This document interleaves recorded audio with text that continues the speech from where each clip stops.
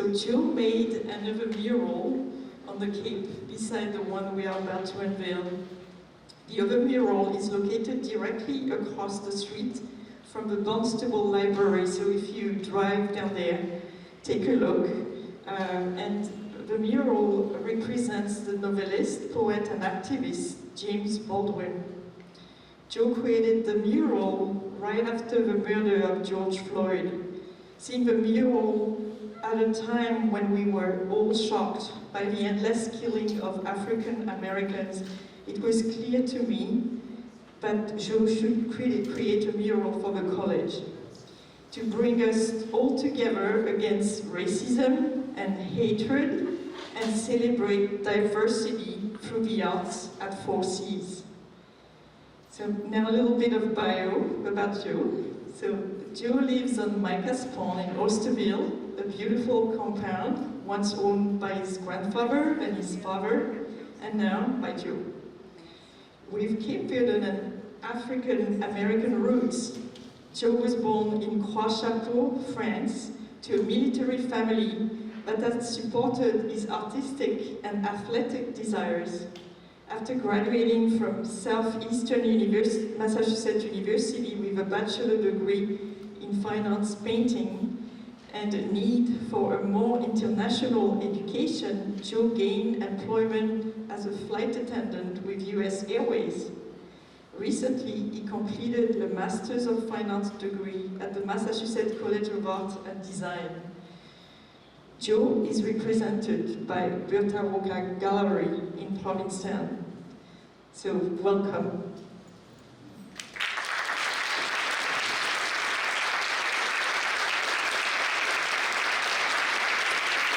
Thank you all very much. I'm extremely honored to have just the opportunity to show you and have an opportunity to allow my work to be seen by so many people in the tradition of all great muralists. The Baldwin Barn piece would not have been possible if it wasn't for my fellow artist Jackie Reeves, who worked beside me hand in hand with that. It was just not only myself, it was Jackie and myself. And I'd be remiss if I didn't say that if it wasn't for the great presence of David and Diane Munsell, that wouldn't have happened either. And I think that this recognition is necessary because that is what we're talking about here. I've been fortunate very much to have these opportunities, but more importantly, represents something that means an awful lot to me.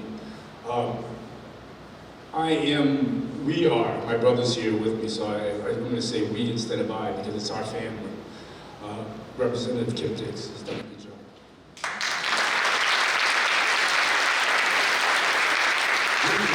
We were blessed to have a step-grandfather. My original grandfather had passed away when I was born, and my grandmother remarried. She remarried a gentleman, Joe Gomes. Joe Gomes, a Cape Verdean businessman. And without a doubt, he's the man I was named after and where a lot of my pride comes from. I'm also proud to say that, I had two uncles that were very much involved in Mashpee.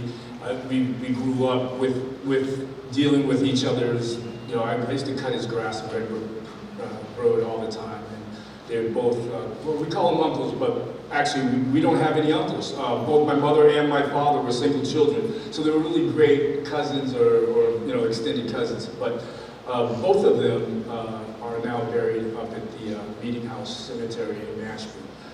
Our connection with the tribe is deep. My love and appreciation for the tribe is huge.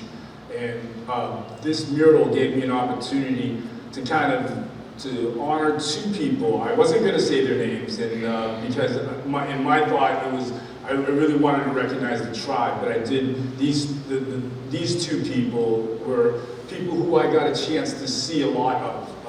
My brother Craig dated Vanessa Toby, and I saw this photograph growing up in her house, and I dated Diane DeBarros for many years, and I saw the same photo at her house. So it meant a lot to me for some reason. It meant a lot because these women are strong, powerful Wampanoag women, and they are the only women that I know. I don't know a weak Wampanoag woman. I don't know a weak Wampanoag man. They're an incredible tribe of incredible, passionate people, and they deserve all that they can get. They deserve all. If it wasn't for them, there would be none of us. And I really do appreciate everything.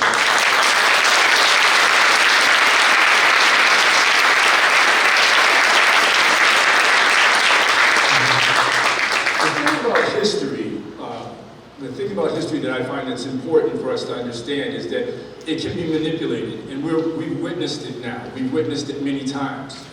You know, there's this whole January 6th thing that just really didn't happen that's starting to turn into history now. It's, you know, we see how American history is tilted and changed and slanted into whatever narrative that is needed at the time. Well, the narrative that is needed now is the truth. This is the narrative of now. The now is truth.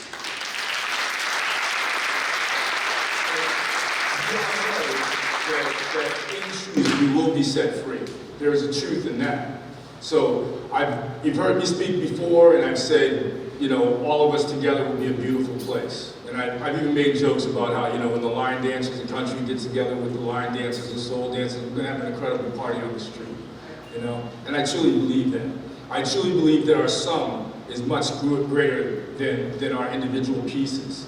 So this mural today that we're unveiling is a conceptual piece that I tried to anchor the Cape Verdean, but more importantly, the native Wampanoag people as the backbone, the crux as they are. But then I brought the colors of all the people of our nation forward, please. And this is what we're using.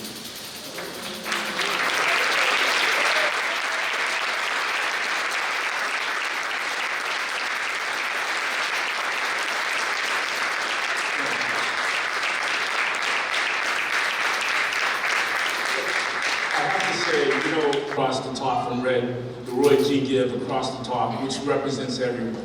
How can I get my Latino people in? How can I take care of my Asian folks who I love so much? How can I take care of the Brazilian population now that's moving on to the Cape Cod and doing incredible things? They've been our workforce. We've been the people. How about our Jamaican people who were here prior to them? We have people here that aren't just Western. We have a lot of different people, so I want to represent all of them. And then I wanted to also find a way to say, okay, I don't care if you're gay, I don't care if you're lesbian, I don't care what you are, you're part of us. This is all part of you. And so I could put the colors together, and then I bordered it in simple black and white. And the reason, because simple black and white is our border. I mean, it's that simple, people. You know, we have to go ahead and do the homework that we need to do and take the chances that we need so that we can have a better spot for our children in our future. I thank you very much for this honor. I thank President Cox for the opportunity.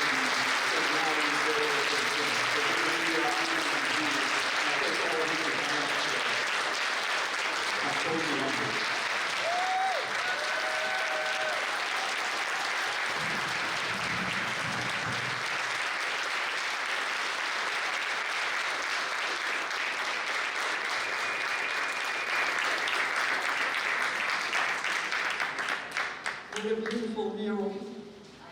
Thank you so much, Joe. So, we would like to thank you all for coming here today.